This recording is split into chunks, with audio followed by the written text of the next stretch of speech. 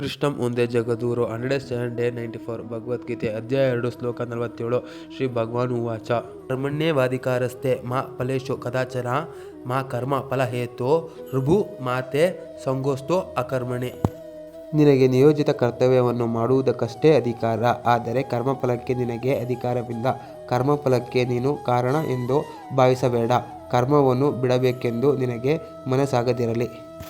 ಇಲ್ಲಿ ಶ್ರೀಕೃಷ್ಣ ಏನು ಹೇಳ್ತಿದ್ದಾರೆ ಅಂದರೆ, ನೀನು ಯಾವುದೇ ಫಲಾಪೇಕ್ಷೆ ಇಲ್ಲದಂತೆ ಕರ್ಮವನ್ನು ಮಾಡಿದರೆ ನಿನಗೆ ಯಾವುದೇ ಫಲ ಸಿಗದೇ ಇದ್ರೂ ನಿನಗೆ ಯಾವುದೇ ರೀತಿಯ ದುಃಖ ಆಗಲ್ಲ ಅಂತ. ನೀವೇನೋ ಫಲಾಪೇಕ್ಷೆ ಇಟ್ಕೊಂಡು ಕೆಲಸ ಮಾಡಿ ಆ ಫಲ ನಿಮಗೆ ಸಿಗದೆ ಹೋದರೆ ದುಃಖ ಆಗುತ್ತೆ ಅಂತ ಶ್ರೀಕೃಷ್ಣ ಹೇಳ್ತಿದ್ದಾರೆ.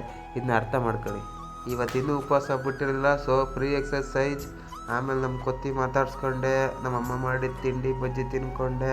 ಆಮೇಲೆ ಯಾವುದೋ ಒಂದು ಗಣಪತಿ ನೋಡಿದೆ. ನಾನು ಈ ವರ್ಷದಲ್ಲಿ ನೋಡಿದಂಥ ಸೂಪರ್ ಗಣಪತಿ ಅದೇನೆ. ಆಮೇಲೆ ಮಂಡ್ಯಕ್ಕೆ ಹೋಗಿದ್ದೆ ಕೆಲಸ ಮುಗಿಸ್ಕೊಂಡು ಶ್ರೀರಂಗಪಟ್ಟಣ ಬಂದೆ, ರಾಯರ ದರ್ಶನ ಮಾಡ್ಕೊಂಡು ಮನೆಗೆ ಬಂದೆ. ಊಟ ಮಾಡ್ಕೊಂಡು ಮಲ್ಕೊಂಡೆ. ಸರ್ವೇ ಜನ ಸುಖಿನೋ ಭವಂತು. Good night.